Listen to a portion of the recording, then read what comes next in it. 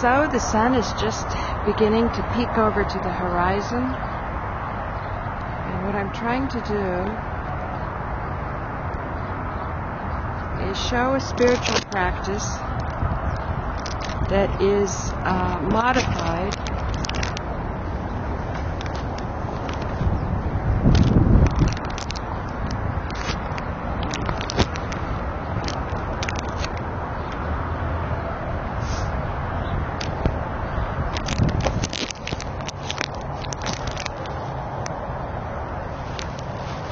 so that people can hook the energies, because one of my viewers said that he found the mantras, the ancient, revered, sacred mantras to the civilization that's in India right now. He found them to be creepy. So what I want to do is see if I can come up with something that is more user-friendly for the American audience. That's the purpose of this exercise this morning. And so I hope my head is not blocking the sun, so you can see the sun coming up over Brooklyn. And what I want to do is show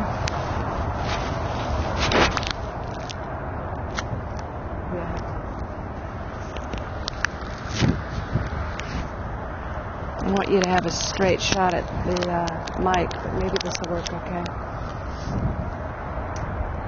I want to see if, as the sun is coming up over Brooklyn, it's really cold, and I can't get my bicycle in the morning, which is where I keep my gloves, to see if we can hook the morning energy in a way that is more conducive to Americans, to people in this civilization. So, okay, the sun's just peeking up between the buildings in Brooklyn right now.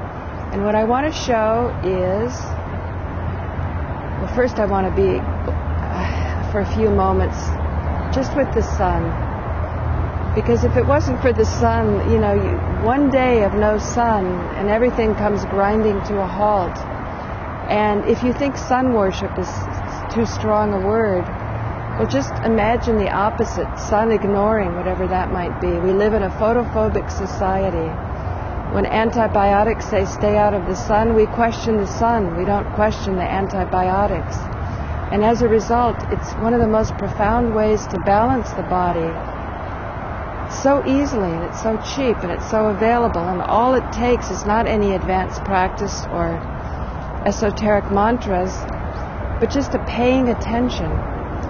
So if you can watch what it's like before the sun rises and then afterwards, you'll see that as soon as the sun peeks up over the horizon, there's going to be more cheerfulness and enthusiasm that comes. If you're fortunate enough, like me right now, to live by a river, you're also going to see the sun dancing on the waves of the river, the ripples of the river. It's going to reflect, and it kind of breaks up into more bite-sized pieces, manageable amounts of the energy, and so that brings joy and mirth and a lifting of the heart. And that's what you want to do, because whatever you put your attention on, that grows in life. So one of the things about the sun that's been warned about in spiritual practice is you put your attention on a power that's so huge, the chances are you just sort of surrender to that power, and you don't know what your own individuality is like. So holding your focus is very important. And we often notice we can hold our focus and be very articulate when it comes to making a list of all of our grievances. Man, we stay riveted to that. But as soon as you feel the warmth of the sun coming up over the horizon, all of that melts, and the articulation of all your griefs sort of falls away. So the art of spiritual practice is keeping that focus, but at the same time allowing the joy to come in and have an idea of a thankfulness and a gratitude that as that joy comes in, after all, no matter how huge your efforts seem to be, they are just efforts of a limited being. But in that gratitude, you can achieve a notion, if not starting to channel the very power of the unlimited. And so that's why it's both true that man is very much God. Otherwise, if you don't believe that you're God, then what is before you is just endless amounts of time of being a victim. So if you can tune in with reverence and humbleness to masters who have told us that far greater things we could do, and balance it not to be overly humble at the time when you need to be strong and confident and have willpower, that the things that you want to achieve are worth achieving, but at the same time not to be so overly confident that you are unmindful that the clock is running out on a limited vehicle, which is your body. Now, the masters have always said, or you've heard it oftentimes, that your body is your temple, and to take care of your body. Now, a temple has important activities to do, and if you see it only limited to empty rituals, then you're missing the point of a temple. It can also be a place where the homeless can gather and yet have a focus on something that is higher than what's motivating the rest of society, usually what's pretty heartless and turning its back against you. And I've always said that the masters and the temples can be a reminder and an inspiration in society to give the homeless and the destitute hope, and also to open the hearts of the wealthy and those that can help, and that they might actually give the charity that's needed. Until such a time you have a system where all are included, and those that are disenfranchised from the system don't have to depend on charity. Just because you know philosophically that people don't have to depend on charity, or even scientifically, binary economics, or now I'm looking at the Henry George work, doesn't mean that you don't need to give charity right now in the urgent moment, because people are hungry now and people are cold now. So now what I'm going to do is something that's a little bit more user-friendly for those that find the mantras creepy. And so this is my contribution to where people are at right now, to understand that we are created in the image of God, and our body is our temple. So it's the head and shoulders mantra. Okay. Head, shoulders, knees and toes, knees and toes. Head, shoulders, knees and toes, knees and toes. Eyes and mouth and ears and nose. Head, shoulders, knees and toes, knees and toes. Head, shoulders, knees and toes, knees and toes. Head, shoulders, knees and toes, knees and toes. Eyes and mouth and ears and nose. Head, shoulders, knees and toes, knees and toes. Head, shoulders, knees and toes, knees and toes. Head, shoulders, knees and toes, knees and toes. Eyes and mouth and ears and nose. Head, shoulders, knees and toes, knees and toes. Head, shoulders, knees and toes, knees and toes. Head, shoulders, knees and toes, knees and toes. Eyes and mouth and ears and nose. Head, shoulders, knees and toes, knees and toes. Head, shoulders, knees and toes, knees and toes. Head, shoulders, knees and toes, knees and toes. Eyes and mouth and ears and nose. Head, shoulders, knees and toes, knees and toes. Head, shoulders, knees and toes, knees and toes. Head, shoulders, knees and toes, knees and toes. Eyes and mouth and ears and nose. Head, shoulders, knees and toes, knees and toes. Head, shoulders, knees and toes, knees and toes. Head, shoulders, knees and toes, knees and toes. Eyes and mouth and ears and nose. Head, shoulders, knees and toes, knees and toes. So, the idea of this is to express joy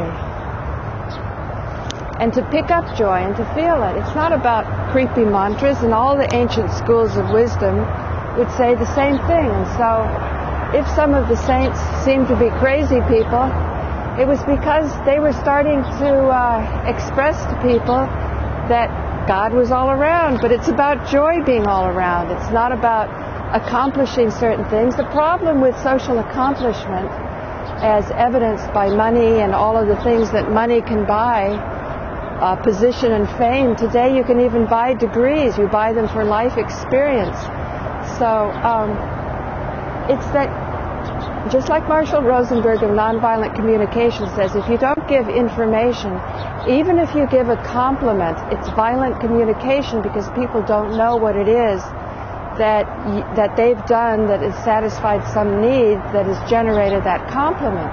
If indeed you can make the effort to actually think about why that person, why you called them brilliant or whatever, then it shows to the person who you're giving the compliment to that you really paid attention to whatever inspired you, and you were able to sort of feed it back to them, give them feedback on it.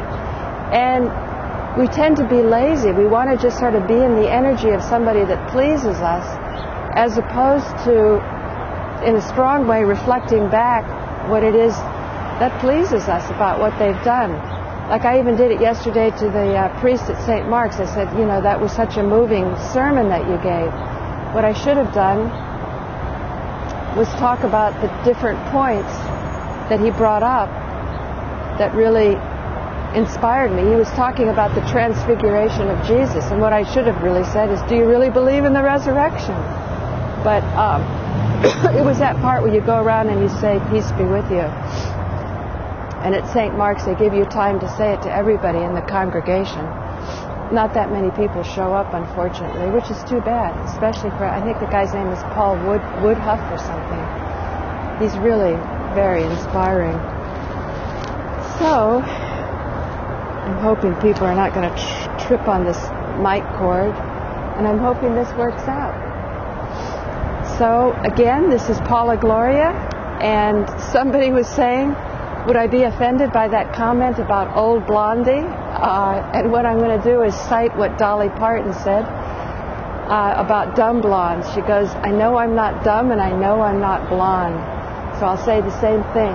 Being old and being young is just a matter of how you're using the resources that you have at hand. It appears that youth has more vim and vigor and energy, but if you don't stay mindful of what that vim and vigor and energy is for, go out and share and exchange and make social contributions so you can get more, because your energy is stuff that you invest in.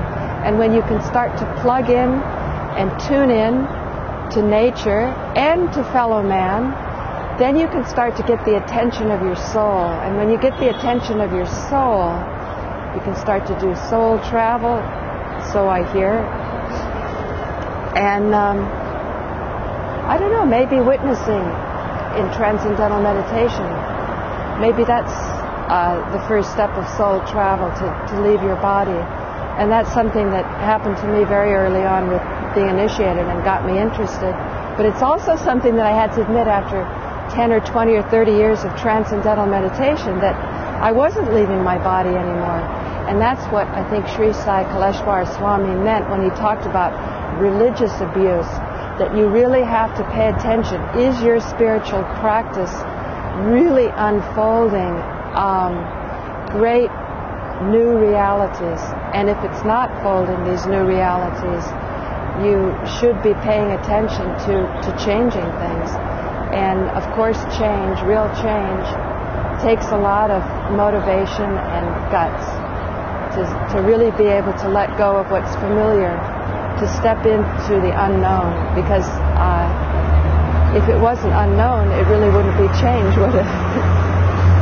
So I'm going to go back to the head and shoulders mantra and leave you with that. Head, shoulders, knees and toes, knees and toes. Head, shoulders, knees and toes, knees and toes. Eyes and mouth and ears and nose. Head, shoulders, knees and toes, knees and toes. Head, shoulders, knees and toes, knees and toes. Head, shoulders, knees and toes, knees and toes. Eyes and mouth and ears and nose. Head, shoulders, knees and toes, knees and toes. Head, shoulders, knees and toes, knees and toes. Head, shoulders, knees and toes, knees and toes. Eyes and mouth and ears and nose. Head, shoulders, knees and toes, knees and toes. Head, shoulders, knees and toes, knees and toes. Head, shoulders, knees and toes, knees and toes. Eyes and mouth and ears and nose. Head, shoulders, knees and toes, knees and toes. Head, shoulders, knees and toes, knees and toes. Head, shoulders, knees and toes, knees and toes. Eyes and mouth and ears and nose. Head, shoulders, knees and toes, knees and toes. Head, shoulders, knees and toes, knees and toes. Head, shoulders, knees and toes, knees and toes. Eyes and mouth and ears and nose. Head, shoulders, knees and toes, knees and toes. And you can sort of stretch up and look around and take it all in and be so happy to be in this glorious city in this time with all of these exciting challenges. Like the Chinese say, may you live in interesting times. Well, if you find yourself in interesting times, know that somewhere along the line your soul chose it. So if you can just grab your soul so it's interested in this lifetime and that it's not just like a dream. Like Philip Lippert said, how often do you remember your dreams? Or, it only lasts at the most for a couple hours the next day. But to make it something that's not a dream, or, I guess like those experiences during meditation, when you leave your body, or you're practicing meditation, because after all, it's a moment-by-moment experience throughout the day. When I had that first experience, it was witnessing my body sleep. So it's like you're up on the roof or on the ceiling looking down. And you go, well, how come I'm looking at this body and not my brother in the next room? These are things that you think about for years. So why not attract the attention of your soul for this lifetime and start to do the great things, not just the socially expected things or, the socially predictable things. Who wants predictability? So, let's say I've done the head and shoulders to the east, to the south. Now I'll do it to the west. Which I've already done, so I'll do it to the north. Head, shoulders, knees and toes, knees and toes. Head, shoulders, knees and toes, knees and toes. Eyes and mouth and ears and nose. Head, shoulders, knees and toes, knees and toes. Head, shoulders, knees and toes, knees and toes. Head, shoulders, knees and toes, knees and toes. Eyes and mouth and ears and nose. Head, shoulders, knees and toes, knees and toes. Head, shoulders, knees and toes, knees and toes. Head, shoulders, knees and toes, knees and toes. Eyes and mouth and ears and nose. Head, shoulders, knees and toes, knees and toes. Head, shoulders, knees and toes, knees and toes. Head, shoulders, knees and toes, knees and toes. Eyes and mouth and ears and nose. Head, shoulders, knees and toes, knees and toes. Head, shoulders, knees and toes, knees and toes. Head, shoulders, knees and toes, knees and toes. Eyes and mouth and ears and nose. Head, shoulders, knees and toes, knees and toes. So remember, ladies and gentlemen, we're made in the image of God. So explore that image, use that image, share that image, enjoy that image. And that's use it or lose it kind of thing. I hope to in the future get Andreas Moritz, who's a great healer. I met him in Cyprus. He learned a lot of stuff in the Transcendental Meditation movement, and since then, it's been years since I've been in Cyprus. He's written a book about cancer, and he's written a book about a lot of health things, where it explains, he also talks about how it's not a genetic thing. It's not like a gene gone wild, like all of a sudden your mouth that's eating and chewing food and helping you to swallow starts to chew on your hand. It just doesn't happen that way. And if the fungus or the candida can start to eat up artificial hips, well, what does the artificial hips have to do with your genes? Like nothing. So if some of these observations were more well known, regular people could sort of start to put it together and start to, live their life in a healthier way instead of a way that's dependent on pharmaceuticals and the encouragement of doctors who are probably less able to see the obvious because of their education. The education is in many ways conditioning. So in Ayurveda, which is an ancient system of knowledge so that you can organize data, they talk about Vata, Pitta, and Kapha. And so the pitta is the fire element. It has to do with good digestion. The vata is the air element. It has to do with thoughts and thinking that produces our inspiration, you know, the source of our action. First we think and then we act, hopefully. And then the kapha is what builds up substance. Too much kapha will tend to gain weight. Too much vata will be spaced out. And too much pitta is angriness. Although they say that the pitta nervous system is the ideal nervous system, and if you're blessed to have mostly pitta, you're the one that can have enough digestive fire to deal with the raw foods. And that's a whole other thing, all of the diets. What I like about Simoncini and the fungus theory is that you don't have to depend only on diet as a defense against cancer. Although certainly a good alkaline diet, alkaline producing, probably is useful, because if cancer is a fungus, which I believe it is, and specifically candida and different strains, if you throw a spore onto a desert, it's just not going to grow. But as I always say, do you want to keep living in a desert? So we will be learning in the future. I'm going to try to get in touch with more healers and, turn you on to it, because, hey man, it's like every man for himself these days. And we've got to lift ourselves up by our own bootstraps. If our medical institutions and peer-reviewed journals are not advising the courts in the right way, and as a result, the knowledge that's there, people are intimidated against giving it to us. So we have to seek it out ourselves. We have to start from scratch. And there's no better way than being thankful to the sun. So this is Paula Gloria, over and out.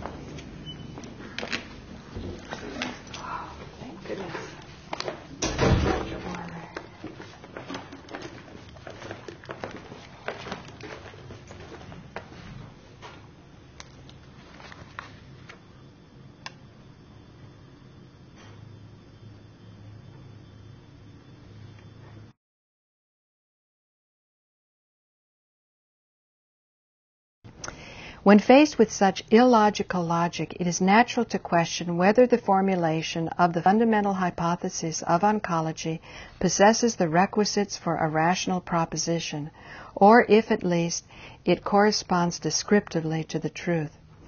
But there we are hit by a surprise. A tumor is constituted by different populations from the kinetic point of view, as the proliferating cells are often a minority. In solid tumors, instead, the exponential rate of growth takes place only during the initial phase of the life of the tumor.